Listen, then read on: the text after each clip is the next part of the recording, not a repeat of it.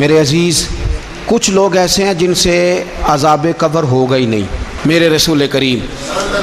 صلی اللہ تعالی علیہ وسلم نے ارشاد فرمایا کہ جو اللہ کے راستے میں شہید ہو گیا، یہ سنن نسائی میں موجود ہے، اسے عذاب قبر نہیں ہوگا، بلکہ ایک حدیث میں تو فرمایا حساب کتاب ہی نہیں ہوگا، اللہ بغیر سوال جواب کے جنت عطا فرما دے۔ کچھ لوگوں کو لوگوں کی بخشش پہ بھی مسئلہ ہی بنتا ہے کہ کوئی بخشا نہ جائے۔ اور ایک صاحب کہہ رہے تھے جی یہ کیا معاملہ ہے کہ جمعے کو بندہ مر گیا یا فلانا ہو گیا تو اس سے حساب کتاب نہیں ہوگا، اتنے بڑے جرم لوگوں نے کی، اتنے پاپ، اور جمعے کو مر گیا تو بخشا جائے گا۔ تو میں نے کہا جرموں کا بھی اسے حساب اللہ لے لے گا، لیکن میاں حساب کتاب کی ڈیوٹی نہ اللہ کی ہے تو بہتر یہ ہے کہ اسی کے ہاتھ میں رہے، تو نہ اپنے ہاتھ میں لینے کی کوشش کر۔ سنن ترمذی کی حدیث۔ ہمیں پتہ نہیں کیا مصیبت ہے، ہمیں پتہ نہیں کیا مسئلہ ہے۔ ایک جنازے سے میں نکلا، آپ یقین کریں کبھی کبھی کلیجہ پھٹ جاتا ہے۔ میں ایک جنازے سے نکلا تو میرے ساتھ ایک بندہ جنازہ پڑھ کے نکلا تو کہنے لگا جی پیر صاحب دیکھیں آج کتنی دنیا آئی ہے، حالانکہ یہ بندہ اس طرح کا تھا، اس طرح کا تھا، اس طرح کا تھا۔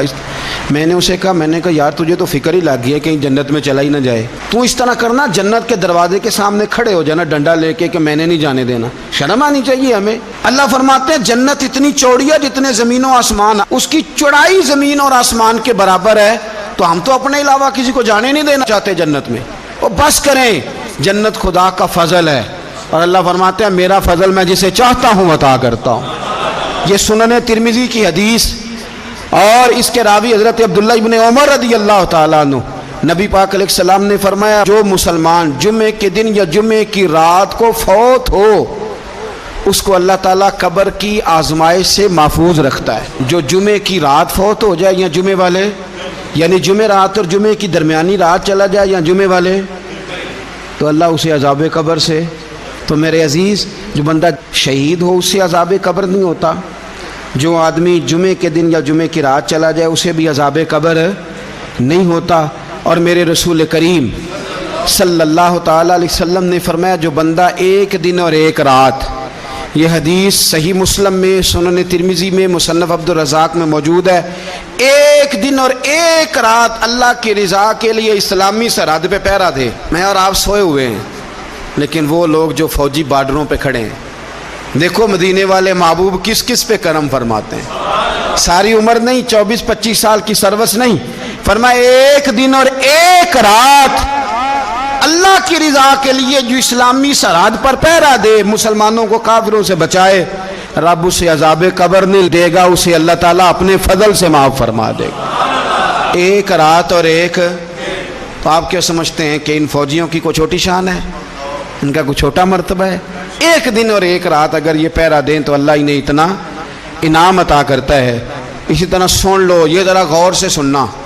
ابن ماجہ کی حدیث، اور اس کے علاوہ مسند ابو یعلا میں موجود حدیث کے راوی حضرت ابو ہریرہ رضی اللہ تعالی عنہ،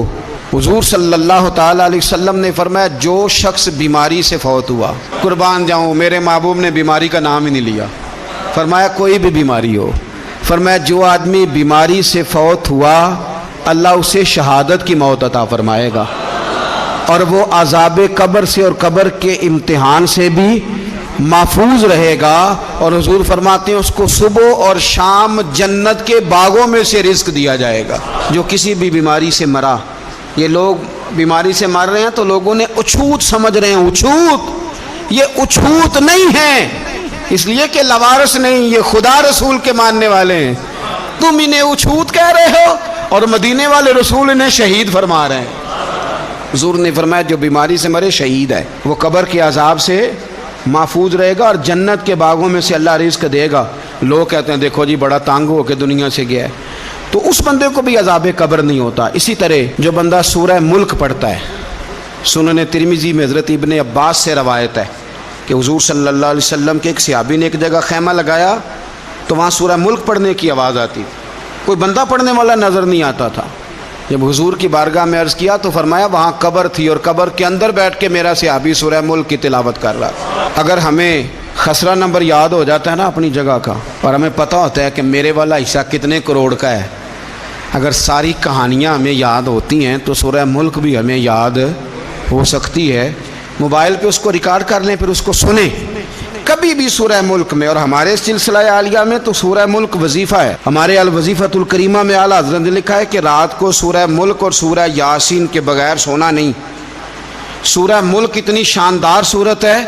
کہ نبی پاک صلی اللہ علیہ وسلم نے فرمایا یہ قیامت کے دن اللہ کی بارگاہ میں ناز سے جھگڑا کرے گی اور کہے گی اے اللہ،